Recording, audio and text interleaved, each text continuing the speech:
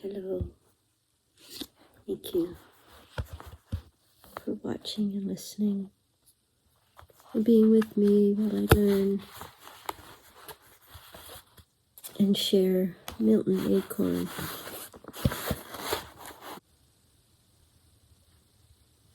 Canada, 1972. The Bill of Rights has been rescinded. We oughtn't to have allowed it to pass. Before it was a law, it was the law, won by the arrogant working class. Damn that egotist who claimed our gains to lock them in as strongbox choke off our demands for needed additions and put them in print so they could be revoked. Like God, one is eternal or not. 8 men spoke who never intended their minor scrimmage in the class struggle to distill the very sap and core. Without speaking out our wills, we have none. Without speaking our wills, we have none. Without speaking our wills, we have none. Without speaking our wills, we have none. Milton Acorn, Canada, 1972. From the Uncollected Acorn. Milton Acorn Poems, 1950 to 1986. What's it say?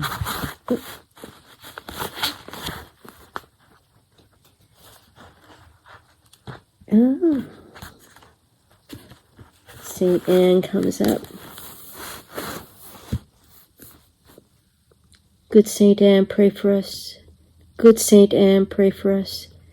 Good St. Anne, pray for us. She was marking this poem, which I might have read before. I think this is the very first poem I ever read. Yes. And so I haven't shared it here with you yet. Naming Valerie. I know an actress has a host of names to single each of those she represents, on stage making claims to franchise. For Shirley Ann Hortense, the impenitent, nun playing hooky from the convent to dance, nude on Spadina at the Silver Dollar, meek Leona begging her world oyster. I see other characters. One I've named Valerie, girl of the Golden West. Unoriginal? Then let me be blamed. For once in my life, I'll not be a poet. Should the sun rise in the west? Frequently I get that sort of seeming nothing thought. Does it mean something? Valerie and me are two who stand for a host more than not. Her heart's honeycomb, in which a swarm of wings vibrate like tongues not heard for harm. Her heart's a honeycomb, in which a swarm of wings vibrate like tongues not heard for harm.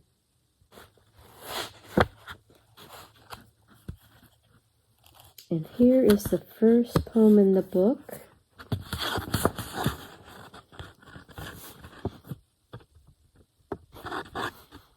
For a Painting by Curt.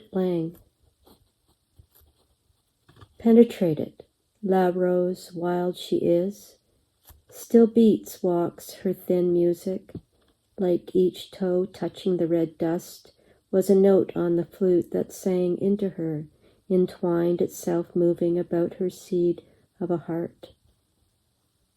I mean fortune or misfortune, as it is, that penetration is terrible beauty and not simple. It's a coat with many entrances, threads that catch each growing part, the petal flower of sex. You try it on before you know if it's you, and the tailor chuckles for the joy he intends although he may be agony. I mean this intense, thin fucking on life. Always you feel it double, always the threatened explosion. That tension makes it. Last night I dreamt of going to bed with an old woman, that last love, perfect in its own beauty, and afterwards I wondered, did it mean death? Whew. By Milton Acorn. This is the first time I've read this poem. For a Painting by Curt. There's the introduction. I'm just going to read the first paragraph. During May 1986, Milton Acorn made what's to be his final visit to Toronto. May 1986. I was to interview him for an Acorn feature that I was editing for Cross Canada Writers Quarterly, and a photo session was planned. The photos and interview went well, and we were relaxing on my front porch, enjoying a fine spring day. Milton was giving me a lecture on the natural history of the BlueJay, a common bird where I live near a ravine. Suddenly he announced that Joyce Wayne was to publish a volume of his previously uncollected poetry.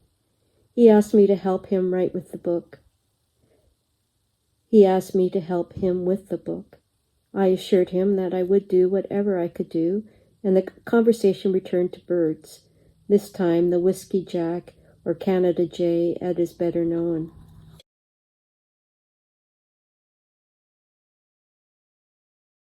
It looks like the book is split into different parts, and the first part is Touching the Red Dust.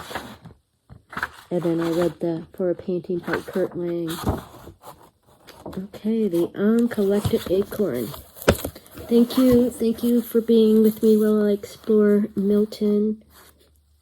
Beautiful Milton. Thank you for your wisdom.